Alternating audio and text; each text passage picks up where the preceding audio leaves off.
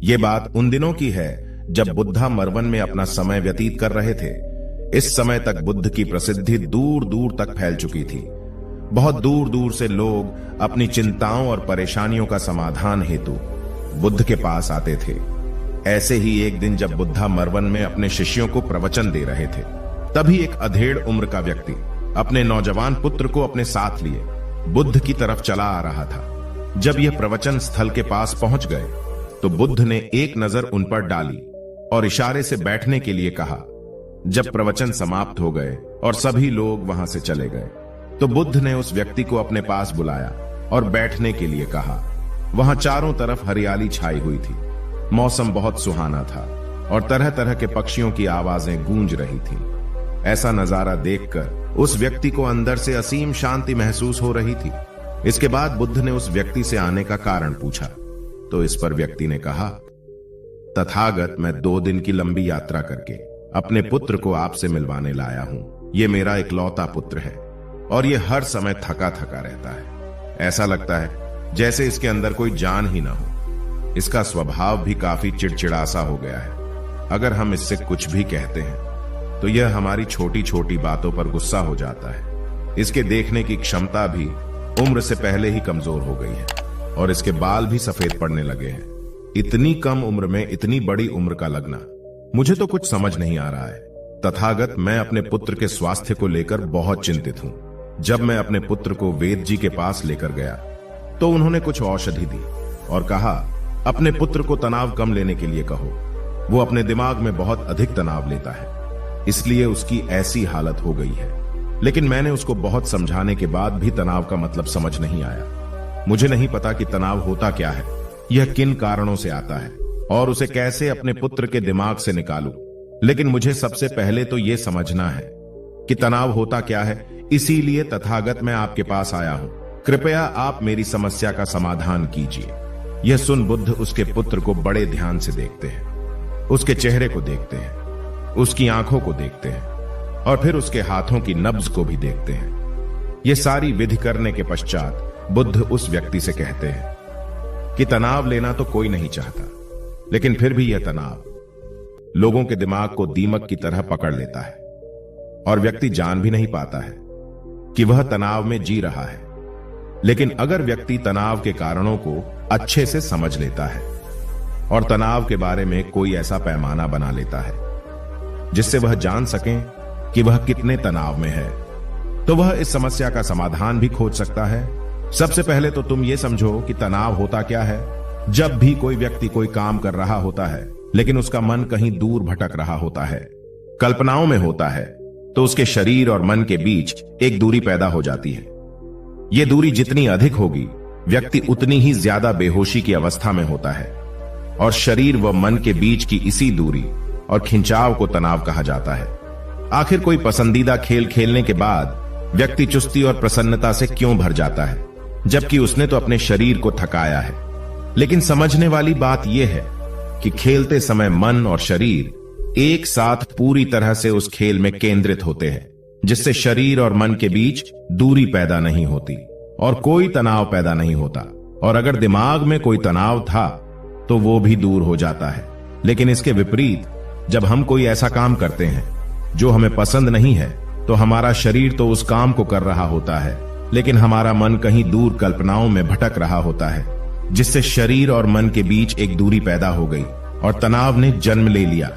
इसीलिए व्यक्ति को एक समय पर सिर्फ एक ही काम करना चाहिए और अपने तन और मन की सारी शक्ति उसी एक काम पर लगा देनी चाहिए, जिससे व्यक्ति के अंदर तनाव पैदा ही ना हो। इसके बाद बुद्ध ने कहा, तनाव पैदा होने के मुख्य 8 कारण होते हैं और जिसने इन कारणों को समझ लिया वो जीवन भर तनाव मुक्त रह सकता है।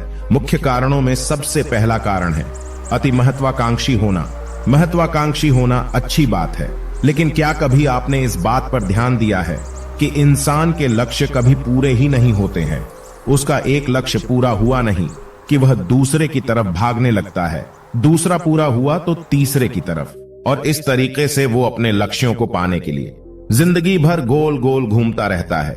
इसीलिए जो व्यक्ति अति महत्वाकांक्षी होता है, जिसने बड़े बड़े लक्ष्य बनाए होते हैं, वह वर्तमान में कभी रह नहीं पाता है। उसका मन सदैव भविष्य की योजनाएं बनाने में ही व्यस्त रहता है। उसका शरीर तो वर्तमान में रहता है, लेकिन मन भविष्य में ही रहता है, जिससे मन और शरीर के बीच दूरी पैदा हो जाती है और वह तनाव भरी जिंदगी जीने लगता है। बुद्ध के मुंह से यह बात सुन उस लड़के ने कहा, है बुद्ध, तो फिर इसका मतलब है कि हमें लक्ष्य नहीं बनाना चाहिए, क्योंकि लक्ष्य बनाना भी तो महत्वाकांक्षा ही है। इस पर बुद्ध ने कहा, जीवन में लक्ष्य बनाना कोई गलत बात नहीं है, लेकिन समस्या तब उत्पन्न होती है जब वो अपना पूरा ध्यान उस लक्ष्य से मिलने वाले परिणाम पर ही लगा देते हैं और उसके परिणाम की चिंता करते रहते हैं। व्यक्ति को वर्तमान में जीना आना चाहिए। आप लक्ष्य बनाइए और उस लक्ष्य की प्राप्ति के लिए कड़ी मेहनत करिए, लेकिन साथ ही साथ आपको इस बात का भी ज्ञान होना चाहिए कि आप अभी वर्तमान में जी रहे हैं और वर्तमान ही सत्य है। बुद्ध ने आगे कहा, तनाव का दूसरा सबसे बड़ा कारण है ईर्ष्या करना है। जब व्यक्ति ईर्ष्या और जलन से भर जाता है तो उसका मन अंदर से सड़ने लगता है। ईर्ष्या एक आंतरिक घाव है। आंतरिक घाव यानी मन का घाव। व्यक्ति के शरीर का घाव तो भर सकता है, लेकिन मन का घाव कभी नहीं भर सकता। इसीलिए व्यक्ति को दूसरे की खुशी और तरक्की से कभी ईर्ष्या नहीं करनी चाहिए, क्योंकि ईर्ष्या तनाव का कारण है। इसके बाद बुद्ध ने तनाव का तीसरा कारण बताते हुए कहा कि आरुषिपूर्ण काम न करना, इससे भी मन में तनाव पैदा होता है। जो काम करना हमें पसंद ही नहीं है, जिस काम में हमारी रुचि ही नहीं है, उस काम में हमारा मन लग ही नहीं पाएगा। हमारा शरीर तो वहीं बैठा रहेगा, लेकिन हमारा मन कल्पनाओं की उड़ान भरेगा, जिससे शरीर और मन के बीच दूरी पैदा हो जाती है और व्यक्ति तनावग्रस्त हो जाता है। इसीलिए इंसान को हमेशा अपनी रुचि के अनुसार ही कार्य करना चाहिए। अगर व्यक्ति ने यह पता कर लिया कि उसे कौन सा काम करना पसंद है और वो उसी काम को अपने जीवन का लक्ष्य बना लेता है, तो फिर वो काम उसके लिए काम नहीं बल्कि एक खेल बन जाता है। फिर बुद्ध ने कहा, तनाव का चौथा कारण होता है किसी दूसरे से अच्छा रखना। बुद्ध ने उस व्यक्ति की ओर इशारा करते हुए कहा, एक पिता होने के नाते तुम्हारी अपने पुत्र से बहुत सी अपेक्षाएं होगी कि तुम्हारा पुत्र एक बहुत ही कामयाब इंसान बने, तुम्हारा नाम रोशन करे, जैसा तुम चाहते हो उस तरह का जीवन जिए, तुम्हारी हर बात माने। लेकिन क्या आज तक कभी किसी की सारी अपेक्षाएं पूरी हुई है? जब भी कोई व्यक्ति किसी दूसरे से कोई अपेक्षा रखने लगता है तो वो अनजाने में अपने लिए तनाव पैदा करने लगता है। जरा सोचो कि अगर तुम्हारा बेटा तुम्हारे अनुसार काम नहीं कर रहा है और वो नहीं बन पा रहा है जो तुम उसे बनाना चाहते हो, तो निश्चित रूप से तुम्हारे दिमाग को तनाव तुम्हें पकड़ लेगा। तुम तनाव से भरा जीवन जीना शुरू कर दोगे और इस तनाव के बस में आकर तुम ऐसा व्यवहार करोगे, ऐसी बातें करोगे कि तुम्हारा अपने पुत्र के साथ संबंध और भी खराब होता चला जाएगा। इसीलिए व्यक्ति को जितना हो सके उतनी कम अपेक्षाएं दूसरों से रखनी चाहिए, और अगर पूरी तरह से तनाव मुक्त रहना है तो दूसरों से अपेक्षा रखना ही बंद कर दो। इसके बाद बुद्ध ने कहा कि शारीरिक कष्ट भी इंसान के तनाव का एक कारण होता है। जब व्यक्ति किसी शारीरिक पीड़ा से गुजर रहा होता है तो उसका पूरा ध्यान अपने उस शारीरिक दर्द पर होता है और वो पूरे दिन बस उसी के बारे में सोचता रहता है, जिससे उसका मन दुख के विचारों से भर जाता है और ऐसी स्थिति में व्यक्ति तनावग्रस्त रहने लगता है। यह सुन उस व्यक्ति ने कहा कि हे बुद्ध, शारीरिक दुख तो किसी भी व्यक्ति को हो सकता है, तो फिर क्या हुआ? व्यक्ति जीवन भर तनाव में ही जिएगा? इसका जवाब देते हुए बुद्ध ने कहा कि इंसान को यह बात समझनी चाहिए कि हमारा जीवन दुखों का आधार है। जैसे जैसे हमारा जीवन आगे बढ़ता है, इसमें दुख आते हैं, बीमारियां आती है और फिर अंत में मृत्यु भी आती है। तो बीमारियां इंसान के जीवन का अभिन्न अंग है, कोई इनसे बच नहीं सकता। बस किसी किसी के जीवन में यह समय से पहले आ जाती है तो किसी के बाद में आती है।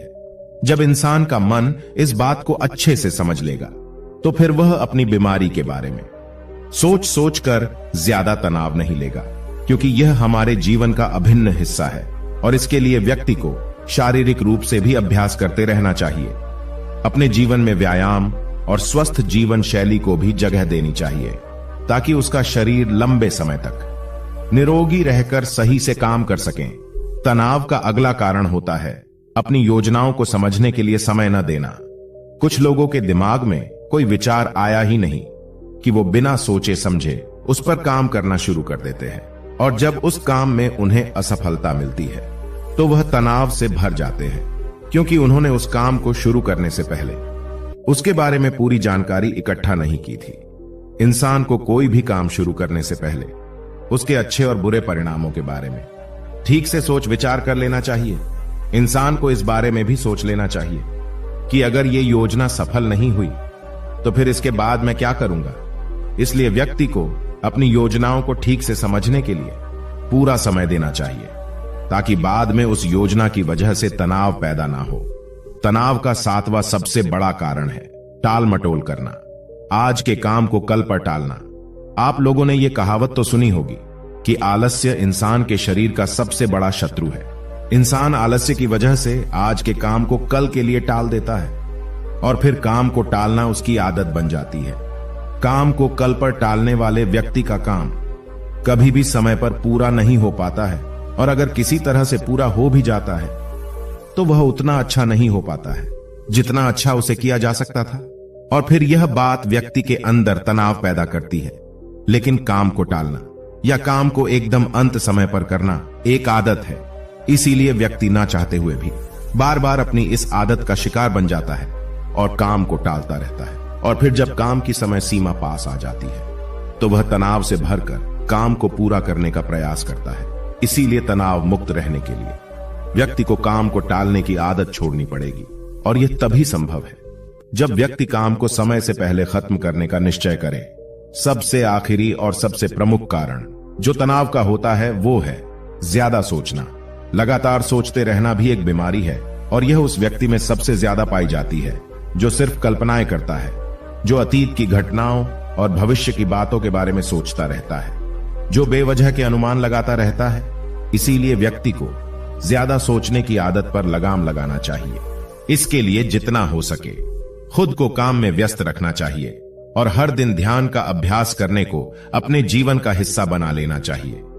बुद्ध के मुंह से यह सारी बातें सुनकर उस व्यक्ति ने हाथ जोड़कर कहा, बुद्ध, मेरा पुत्र तो अभी मात्र 20 वर्ष का ही है और इसमें अभी इतनी समझ भी नहीं है कि यह आपकी बताई सारी बातों का एक साथ पालन कर सकें। आप कृपया करके तनाव मुक्त रहने का कोई आसान सा तरीका बता दें, जिससे मेरा बेटा उसका अनुसरण भी कर सके और तनाव मुक्त भी रह सके।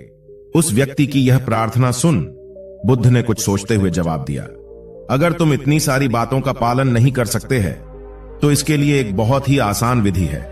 तुम एक बार मैं एक काम को करने पर ध्यान लगाओ। जो भी काम कर रहे हो उस समय पर सिर्फ उसी काम को करो, सिर्फ उस पर ही अपना पूरा ध्यान लगाओ। और अगर तुम्हारा मन इधर उधर भटक जाता है तो जैसे ही तुम्हें याद आए उसे वापस फिर उसी काम में लगा दो। यह सबसे आसान और अच्छा तरीका है तनाव मुक्त रहने का।